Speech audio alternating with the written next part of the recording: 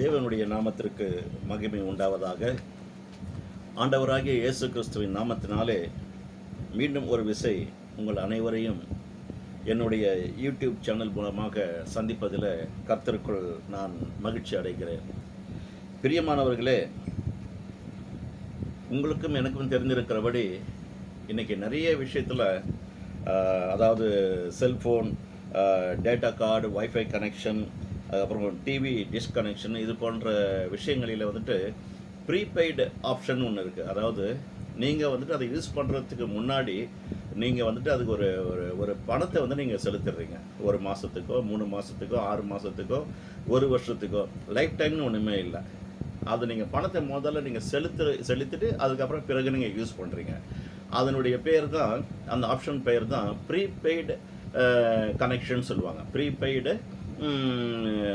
காரியங்கள் அதை நீங்கள் அதுக்கப்புறம் யூஸ் பண்ணிக்கலாம். இதே போல் பார்க்கும் பொழுது நம்முடைய கிறிஸ்தவ வாழ்க்கையில் பிதாவாகிய தேவன் ஒரு ப்ரீபெய்டு ஆஃபர் அப்படின்னு அப்படியே சொல்லலாம். அப்படின்னு சொன்னால் இந்த ப்ரீபெய்டு பிளெஸ்ஸிங்ஸ் என்று சொல்லலாம். இதை அவர் எவ்வளோ அழகாக பாருங்கள். உலக தோற்றத்துக்கு முன்னாடியே திருத்துவ தேவனாய் இருக்கிற நம்முடைய தேவன், பிதா, குமாரன், பரிசுத்த ஆவி என்கிற திருத்துவ தேவன் அழகாக ஒரு பிளான் பண்ணி ப்ரோக்ராம் பண்ணி நீங்களும் நானும் எப்படி தேவனுடைய அனைத்து ஆசீர்வாதங்களையும் பெற்று இந்த பூமியிலே சந்தோஷமாய் வாழ வேண்டும் என்பது. அதனுடைய எல்லா விதமான ஆசீர்வாதங்களையும் இறைவன் யெகோவா தேவன் எங்கே வைத்திருக்கிறார், அந்த ப்ரோக்ராம் பண்ணி அந்த ப்ரீபெய்டு பிளெஸ்ஸிங்ஸ் என்று சொல்லப்படுகிற அந்த ப்ரோக்ராம் எங்கே வச்சிருக்கிறார், எதில் வைத்திருக்காருன்னு பார்த்தீங்கன்னா, அவருடைய ஒரே பேரான குமாரனாகிய ஆண்டவராகிய இயேசு கிறிஸ்துவுக்குள்ளே சகலத்தையும் வைத்திருக்கிறார். அவர் வைத்திருக்கிற அனைத்து ஆசீர்வாதங்களில் பிரதான ஆசீர்வாதம் பார்த்திங்கன்னா, எல்லாமே தேவனுடைய ஆசீர்வாதம், எல்லாமே பிரதான ஆசீர்வாதம் தான்.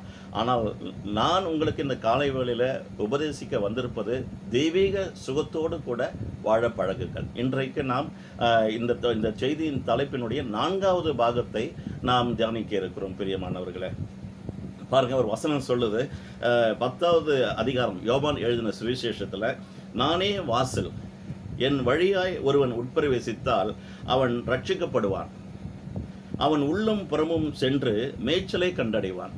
முதல்ல என்ன சொல்கிறார் இயேசுவானவர்? நானே வாசல் என்கிறார். ஐ ஆம் த என்ட்ரன்ஸ். நான் எந்த என்ட்ரன்ஸ்குள்ளே நீங்கள் நுழையிலே சொன்னால் நீங்கள் எந்த விதமான ஆசீர்வாதத்தை பெற்றுக்கொள்ள முடியாது. உள்ளம் புறமும் சென்று மேய்ச்சலை கண்டடைவான், அதாவது திருப்தி அடைவீர்கள் என்று சொல்லுகிறார். அடுத்த வசனம் 10வது வசனம் சொல்லுது, யோவான் 10:10. நெக்ஸ்ட் நம்முடைய எனிமையை பற்றி சொல்கிறார். அதாவது இந்த பொல்லாத பிரபஞ்சத்தின் லோகாதிபதி என்று சொல்லப்படுகிற அந்த பிசாசை குறித்து. திருடவும் கொல்லவும் அழிக்கவுமே வருவானை அன்றி வேறு ஒன்றுக்கும் வரான். நானும் அவைகளுக்கு ஜீவன் உண்டாயிருக்கவும் அது பரிபூர்ணப்படவுமே வந்தேன் என்று சொல்கிறார். திருடனுடைய கேரக்டர் என்னங்க? நமக்கு நோய் கொடுக்கணும், நம்மளை அதன் மூலயமா நம்மளுக்கு விரயத்தை கொடுக்கணும், மன கஷ்டத்தை கொடுக்கணும், பண கஷ்டத்தை கொடுக்கணும். கடைசியில் அவருடைய முடிவு என்னன்னு பார்த்தீங்கன்னா, அவனுடைய அந்த எதிர்பார்ப்பு நமக்கு கர்த்தர் நீடித்த ஆயுசு நாட்களினால் நம்மை திருப்திப்படுத்துவேன்னு சொல்கிறாரு. அதுக்கு அப்படியே குவைட் ஆப்போசிட்டாக இந்த திருடன் என்ன பண்ணுறான்? நம்முடைய உயிரை வாங்குறதுக்கு உண்டான வேலையை பார்க்க ஆரம்பிச்சிடுறான். அப்போ நம்ம என்ன செய்யக்கூடாது? அவனுக்கு நம்ம இடம் கொடுக்கக்கூடாது. நானும் அவைகளுக்கு ஜீவன் உண்டாயிருக்கவும் அது பரிபூர்ணப்படவுமே வந்தேன்னு சொல்கிறாரு. அடுத்த வசனம் பாருங்கள், 11வது வசனம் இதே யோவான் புத்தகத்தில், நானே நல்ல மேய்ப்பன் ஆடுகளுக்காக தன் ஜீவனையே கொடுக்கிறான். இப்படிப்பட்ட ஒரு தியாகி அல்லது இப்படிப்பட்ட ஒரு குட் ஷெப்பர்டு, இப்படிப்பட்ட ஒரு கடவுளை இந்த பூமியில் எங்கேயாவது நம்ம தேடி காண முடியுமா? பாருங்கள், இப்படிப்பட்ட ஒரு கோல்டன் கேரக்டரைஸ்டு கடவுளாக நம்முடைய ஆண்டவராகிய இயேசு கிறிஸ்து உங்களுக்கும் எனக்கும் இருக்கிறாருங்க.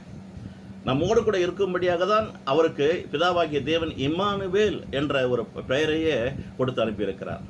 இயேசு என்ற பெயர் அவருக்கு உண்டு. அந்த இயேசு என்று சொன்னால் எல்லாருடைய பாவங்களையும் ரட்சிக்கக்கூடிய, எல்லா பாவதோஷங்களையும் நீக்கி போடக்கூடிய நாமம் தான் இயேசு என்னும் நாமம்.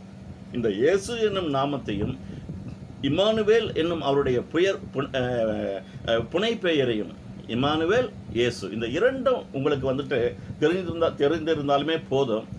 இயேசுவின் நாமத்தில் ஜெயம் உண்டு, இயேசுவின் ரத்தத்திலே ஜெயம் உண்டு, இயேசுவின் நாமத்தினாலே இந்த உணவை நான் உட்கொள்ளுகிறேன். இப்படி அவருடைய பெயரை நீங்கள் சொல்லி சொல்லி சொல்லி சொல்லி பண்ணும்பொழுது அதுக்குள்ள தான் எல்லாமே சகல ஆசீர்வாதங்களும். அண்ணன் இயேசு சொன்னார் பார்த்தீங்களா, நானே வாசல், எனக்குள்ளே ஒருவன் உட்பிரவேசித்தால் அவன் உள்ளும் புறமும் சென்று மேய்ச்சலை கண்டடைவான். நீங்களும் நானும் பார்த்தீங்கன்னா சந்தோஷமாக இருக்கணும். தெய்வீக சுகத்தோடு கூட, தெய்வீக ஆரோக்கியத்தோடு கூட, சமாதானத்தோடு கூட, என்னுடைய மெய் சமாதானத்தையே நான் உங்களுக்கு வைத்து போகிறேன் என்று சொன்னார் ஆண்டவராக இயேசு கிறிஸ்து. அதுவும் எப்படி சொல்றாரு, உலகம் கொடுக்க முடியாததும் எடுக்க முடியாததுமான என்னுடைய மெய் சமாதானத்தை, என் இறைவன் எனக்கு கொடுத்தது, என் பிதா எனக்கு கொடுத்த மெய் சமாதானத்தை, அவர் சமாதானம் உள்ளவராக இருக்கிறார், அந்த சமாதானத்தை எனக்கு கொடுத்தார், அந்த சமாதானத்தை நான் உங்களுக்கு இந்த பூமியில வைத்து போகிறேன் என்று சொன்னார். வேறு யாராகிலும் நமக்கு கொடுக்க முடியுமோ அவர் கொடுத்த சமாதானத்தை. ஆகவே தான் எல்லா ஆசீர்வாதங்களும் கிறிஸ்துவுக்குள்ள அடங்கி இருக்கிறது. பிரியமானவர்களே, நான் உங்களுக்கு ஒன்று சொல்லணும். ஜீசஸ் கிரைஸ்ட் என்றாலே அவர் ஒரு கம்ப்ளீட் பேக்கேஜை போல தான் பிதாவாகிய தேவன் நம்பர் 1 கிஃப்டாக, லைஃப் டைம் கிஃப்டாக நமக்கு அவருடைய ஒரே பேரான குமாரனை நமக்கு தந்தருளி இருக்கிறார். தந்தருளி இந்த உலகத்தை இவ்வளவாய் அன்பு கூர்ந்தார் என்று சொல்லப்பட்டிருக்கிறது. ஏதோ அவர் வந்துட்டு வேண்டா வெறுப்பா எதையுமே அவர் செய்கிறவர் இல்லைங்க. நீங்களும் நானும் நல்லா இருந்தால் அது அவருடைய மனசுக்கு நல்லா இருக்கும். நீங்களும் நானும் ஒரு வியாதியின் படுக்கையில் இருந்தால் அவரால் பார்க்கவே முடியாதுங்க, கண்ணீர் விடுவாருங்க. அவர் கண்ணீர் விட்டார் என்று பல முறை நாம் பழைய ஏற்பாட்டிலும் வாசிக்கிறோம், புதிய ஏற்பாட்டிலும் நாம் வாசிக்கிறோம். லாசர் இறந்து போனார் என்று கேள்விப்பட்ட பொழுது அவர் கண்ணீர் விட்டார் என்று நாம் பார்க்கிறோம். ஒரு நல்ல ஒரு தோழனை, ஒரு சகோதரனை, வாலிபனை நாம் எழுந்திருக்கிறோமே என்கிற ஒரு துக்கம் என்று நான் நினைக்கிறேன். உடனடியாக கல்லறைக்கு சென்று அவனை, லாசருவே எழுந்து வா என்று சொல்லுகிறான். அவனும் ஜீவனை பெற்று வெளியே வருகிறான் பாருங்க. அப்படின்னா அவருடைய நாமத்துக்கு எவ்வளவு ஒரு வல்லமை உண்டு என்பதை நாம் வந்துட்டு இந்த காலை வேளையில யோசிக்கணும் பிரியமானவர்களே. அவருடைய ஊழியங்களில் அதாவது சின்ன சின்ன வியாதிகளையும் சுகமாக்கி இருக்கிறார். நீண்ட நாட்கள் லாங் டைமாக இந்த வியாதிக்கு முடிவே இல்லைங்க, எல்லா சொத்தையும் அழித்து பார்த்துட்டோங்க, இதற்கு மேலே எங்ககிட்ட செலவு பண்ணுறதுக்கு காசு இல்லைங்க, நிறைய கடன் ஆகிடுச்சிங்க அப்படின்னு சொல்கிற வியாதி உள்ள குடும்பம் நிறைய இருக்குது இந்த பூமியில்.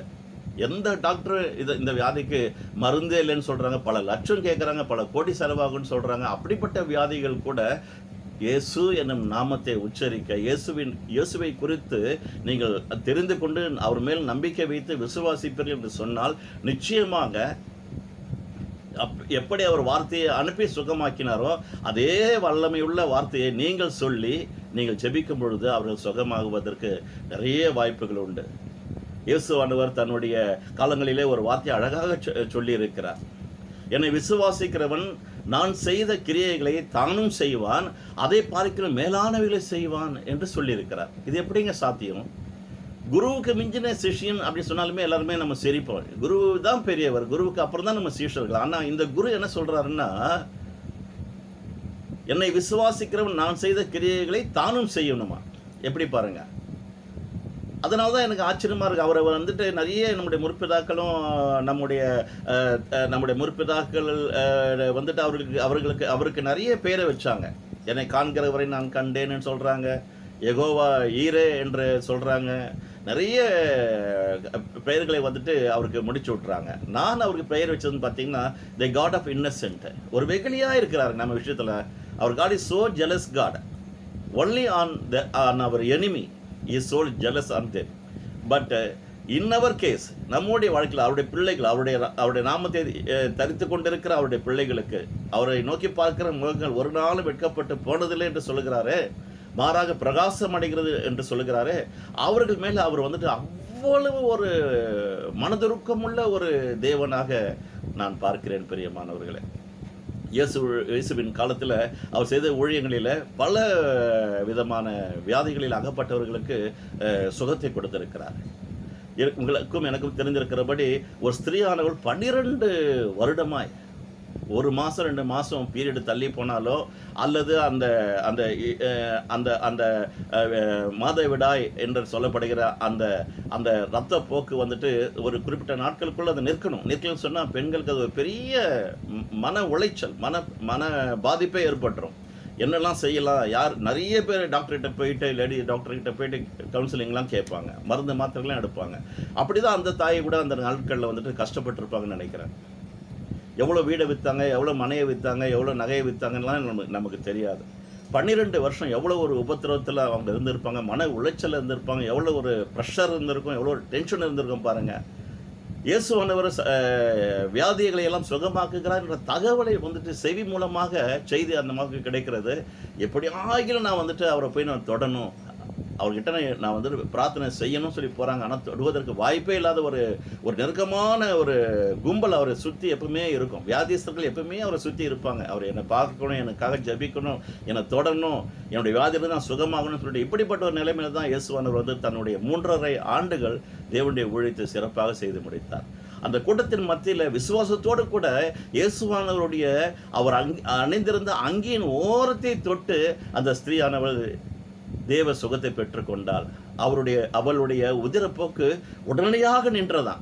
எந்த மருத்துவருங்க 12 வருஷமாக அந்த மகள் வந்து அந்த பிரச்சனையில் இருக்கிறா. எவ்வளோ மருத்துவரை பார்த்துருப்பாங்க, லேடி டாக்டரை பார்த்துருப்பாங்க, ஜென்ஸ் டாக்டர்ஸை பார்த்துருப்பாங்க, எவ்வளவோ அந்த காலத்தில் அவங்களுக்கு இருந்த அந்த பலத்தில் எவ்வளவோ செலவு செஞ்சுருப்பாங்க. முடிவு இல்லையே. முடிவு யாரு? ஏசப்பா தாங்க.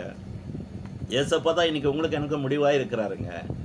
அவர் தான் நமக்கு ஆரம்பம், ரட்சிப்பின் ஆரம்பம் அவர் தான். நம் பரலோகத்தின் வாழ்க்கையிலே நம்ம போய் உள்ள சேர போகிறோமே, அது வரைக்கும் அவர் நம்மோடு கூட இருந்து பெரிய காரியங்களை செய்யக்கூடியவராக இருக்கிறார். பிரியமானவர்களே, அந்த மகளுக்கு மட்டுமா சுகம் கிடைத்தது?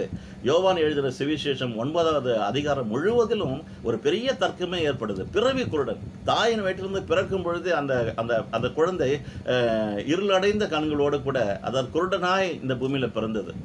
உடனே கேட்குறாங்க இயேசுவானவர்கிட்ட. அந்த அவன் வளர்ந்து கொஞ்சம் வாலிப வயசில் வரான். இயேசுவானவர்கிட்ட கூப்பிட்டுட்டு வராங்க. அந்த நேரத்தில் வந்து இவன் செய்த பாவமோ இவனுடைய பெற்றோர்கள் செய்த பாவமோன்னு சொல்லிட்டு, நீ நம்ம கூட அப்படி தான் நினைக்கிறோம், யாருடைய பாவம் தெரியலையே, யாருடைய சாபம் தெரியலையே, இந்த பிரச்சனை வந்துடுச்சு, இந்த வியாதியை வந்துடுச்சு அப்படின்னு சொல்கிறோம். ஆனால் அவன் சொல்கிறாரு, இது யார் செய்த பாவமும் இல்லை. நம்ம தான் நம்மளுடைய மைண்டை டாமினேட் பண்ணுறது எல்லாமே, நான் என்ன பாவம் செஞ்சிட்டேன், எவ்வளோ பெரிய பாவம் செஞ்சுருக்கிறேன், இந்த பாவத்துக்கு பரிகாரம் உண்டா, இயேசு என்னை மன்னிப்பாரா, பிதாவாகிய தேவன் என்னை மன்னிப்பாரா, பசுத்த ஆவியானவர் அவருடைய அபிஷேகத்தை என் மேலே ஊற்றுவாரா, ஒரு சந்தேகம் தான். இயேசு என்ன சொல்ல பாருங்க, ஆமாம் இது வந்துட்டு இவன் செய்த பாவம், அவங்க அம்மா அப்பா செய்த பாவம், முற்பதாக்கள் செய்த பாவம். நம்ம எல்லாமே தாவீது சொன்னது போல் பார்த்தீங்கன்னா, என் தாய் தன்னுடைய அந்த பாவ கர்ப்பத்தில் நீ சுமந்தால் சொல்கிறாரு, என்னை பாவத்திலே சுமந்தால் என்று சொல்லுகிறார். அது அப்படி எல்லாருக்குமே தெரியும். நம்ம அந்த கான்சியஸில் இருந்து விடு பண்ணணுன்றதுக்காக தான் ஒரு கிறிஸ்துவுக்குள் இருந்தால் புது சிருஷ்டியாக இருக்கிறான், பழையவைகள் எல்லாம் ஒழிந்து போயின்னு சொல்கிறார். இன்னும் நம்ம பழைய நினச்சிட்டு இருக்கக்கூடாது. பிரியமானவர்களே, தேவன் நமக்கு இன்றைக்கு என்ன செய்திருக்கிறார்? ஒவ்வொரு நாளும் நான் புது சிருஷ்டியாக இருக்கிறேன், புதிய பலனை பெற்றிருக்கிறேன், புதிய கிருபையை பெற்றிருக்கிறேன். அவருடைய கிருபை காலைதோறும் புதியவைகளாம். பழைச கொடுக்குறது அவர் விருப்பமே இல்லைங்க.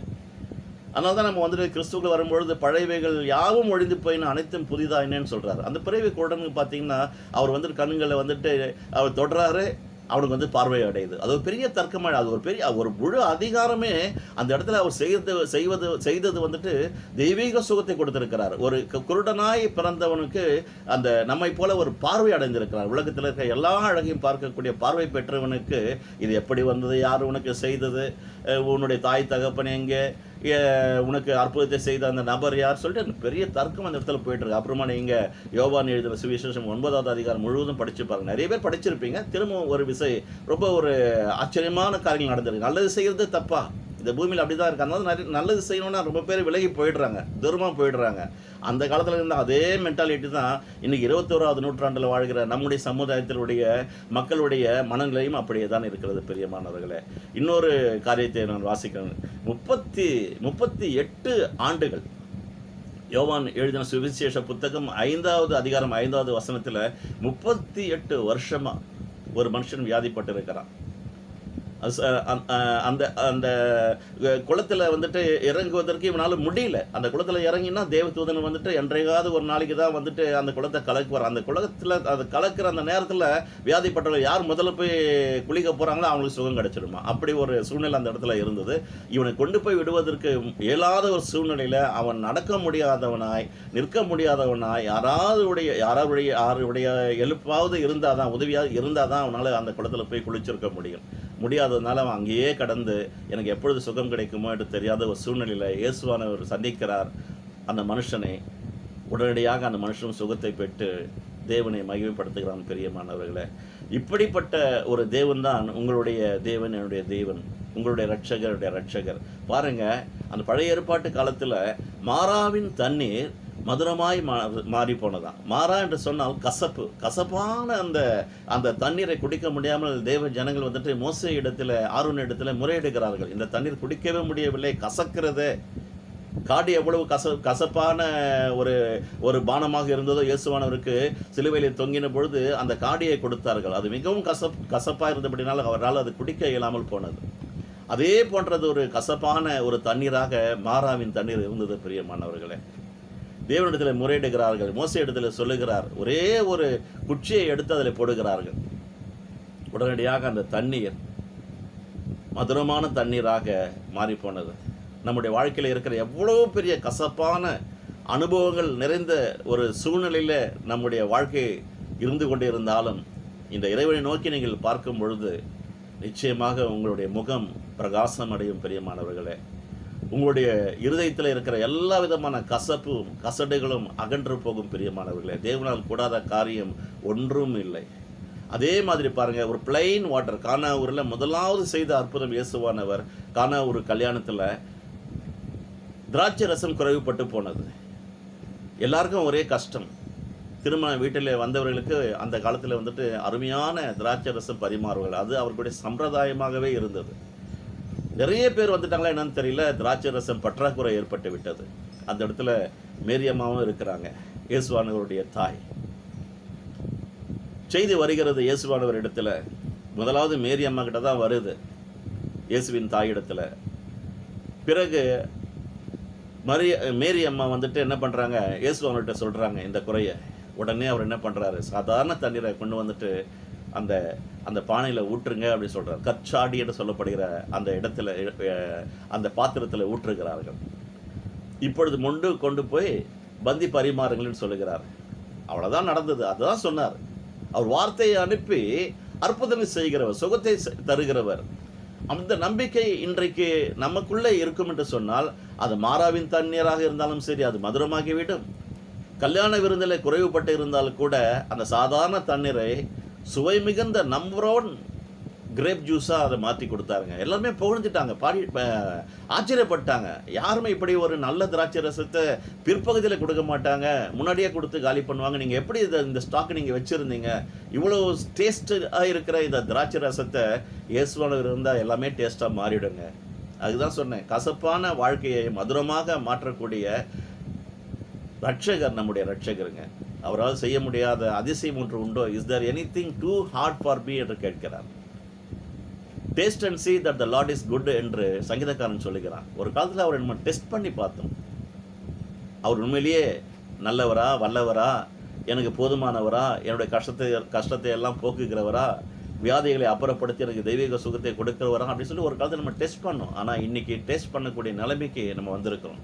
நீங்களும் அப்படி வளரணும் என்பது தான் என்னுடைய விருப்பம். பிரியமானவர்களே, இப்படியாக அவருடைய முகத்தை நோக்கி பார்த்த முகங்கள் ஒருபோதும் வெட்கப்பட்டு போனதில்லை, மாறாக பிரகாசமடைந்தது என்று நாம் பார்க்கிறோம். பாருங்கள், இப்படியாக நிறைய காரியங்கள் நாம் பார்க்க முடியும்.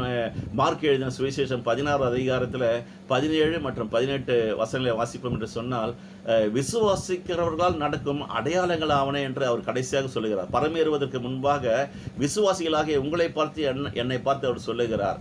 அந்த வசனத்தை நான் வாசிக்கிறேன்.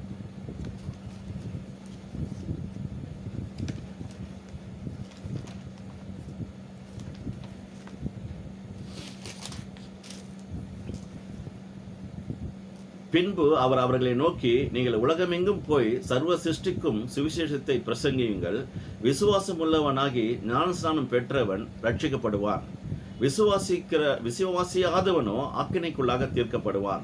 விசுவாசிக்கிறவர்களால் நடக்கும் அடையாளங்கள் ஆவன, என் நாமத்தினாலே பிசாசுகளை துரத்துவார்கள், நவமான பாஷைகளை பேசுவார்கள், சர்ப்பங்களை எடுப்பார்கள், சாவுக்கு ஏதுவான யாதொன்றை குடித்தாலும் அது அவர்களை சேதப்படுத்தாது, வியாதிஸ்தர் மேல் கைகளை வைப்பார்கள், அப்பொழுது அவர்கள் சொஸ்தமாவார்கள் என்றார்.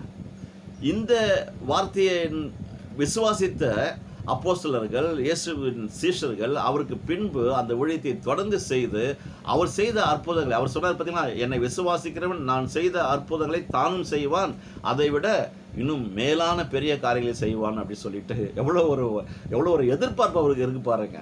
அவர் மட்டும் அற்புதங்களை செய்கிறவர் இல்லை. போன எபிசோடில் நான் அதுதான் பேசினேன். பார்ட் 3ல அதுதான் பேசினேன்.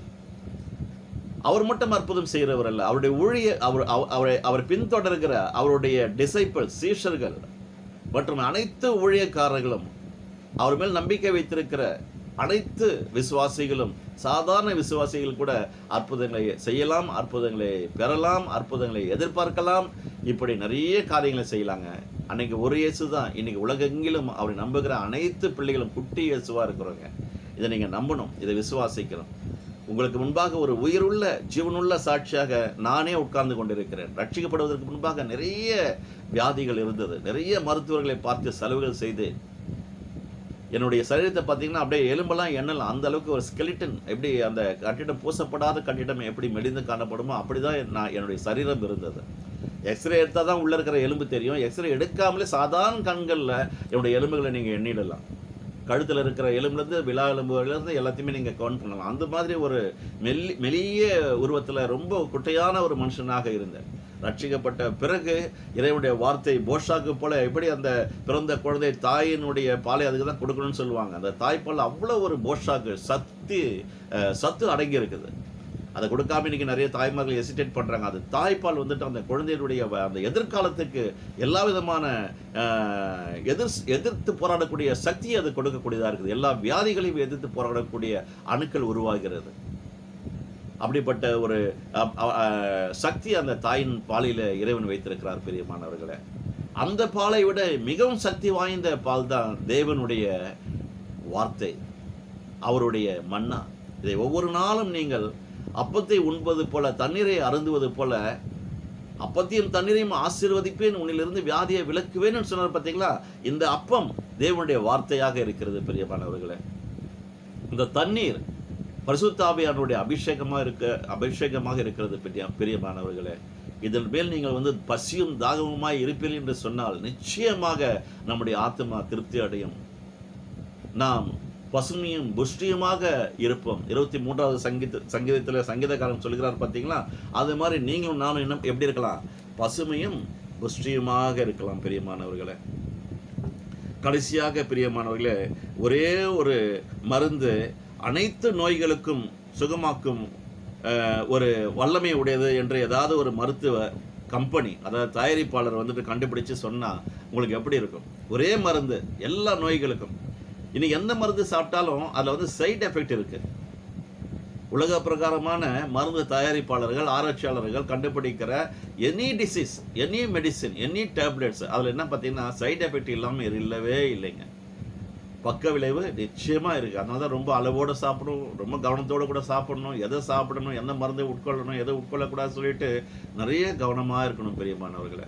ஆனால் இவருடைய வார்த்தையின் மேல் நம்ம கவனமாக இருந்து மருந்து மாத்திரைக்கு நம்ம முக்கியத்துவம் கொடுக்குறோம் பார்த்தீங்களா, அதை விட 1000 மடங்கு பல 1000 மடங்கு எவன் ஒருவன் இறைவனுடைய வார்த்தையின் மேலே, அதில் தான் வல்லமை இருக்கிறது, அதில் தான் ஜீவன் இருக்கிறது, அதில் தான் ஔஷதம் இருக்கிறது, அதில் தான் சக்தி இருக்கிறது, அதில் தான் எனக்கு பிழைப்பு என்று யாரெல்லாம் நம்புகிறார்களோ, விசுவாசிக்கிறார்களோ, அவர்கள் அனைவருக்கும் இறைவன் இன்றைக்கும் தெய்வீக சுகத்தோடு கூட வாழ வைக்கக்கூடியவராய் நம்மோடு கூட இம்மானுவேல் என்ற நாமத்தில் இருக்கிறார் பெரியமானவர்களே.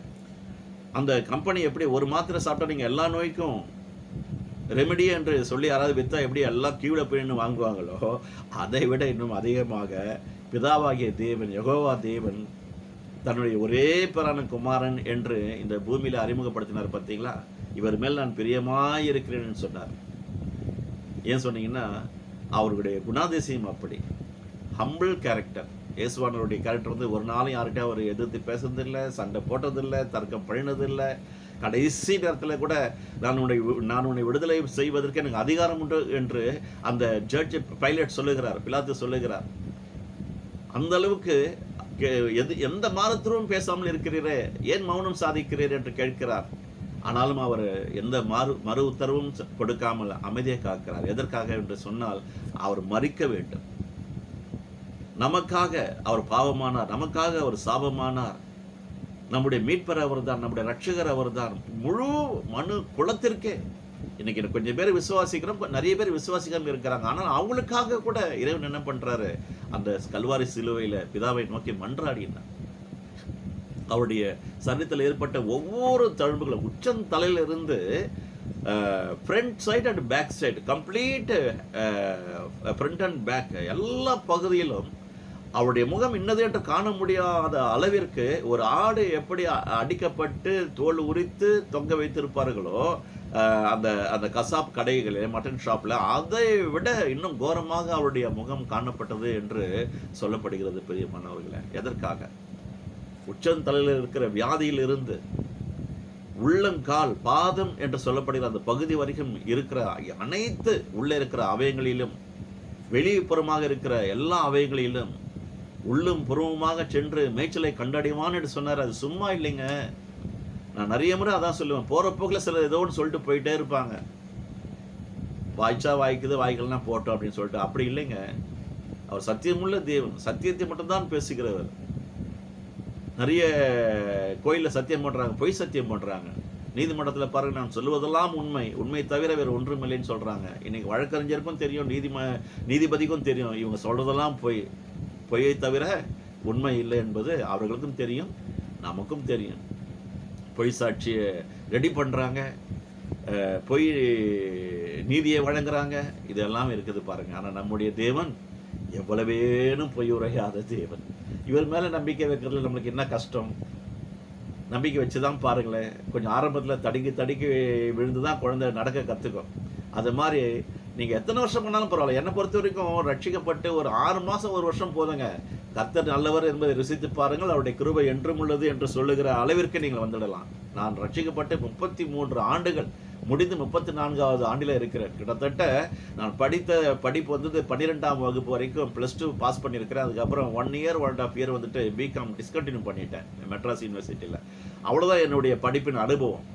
ஆனால் ரட்சிக்கப்பட்ட பிறகு பரிசுத்த ஆவியானவருடைய பள்ளியில் படிக்க ஆரம்பித்த பிறகு, சபைக்கு சென்று எல்லா பாடங்களையும் படிக்க கற்றுக்கொண்ட பிறகு கிட்டத்தட்ட 33 ஆண்டுகள். அது எனக்கு 18 வயது 20 வயது வரைக்கும் தான் படித்தேன். அதில் 5 வருஷம் மைனஸ் பண்ணிட்டா கூட 15 இயர்ஸ் என்னுடைய எஜுகேஷன் நாலேஜ் இருக்குது, அவ்வளோதான். இப்போ ஆண்டவருடைய நாலேஜ் எனக்கு எவ்வளோ கெயின் பண்ணியிருக்கேன்னா டபுள். 33 ஆண்டுகள் ப்ளஸ். இதில் எந்த அளவுக்கு உயர்ந்திருக்கிறேன்னு சொன்னால் உண்மையிலேயே சொல்கிறேன்.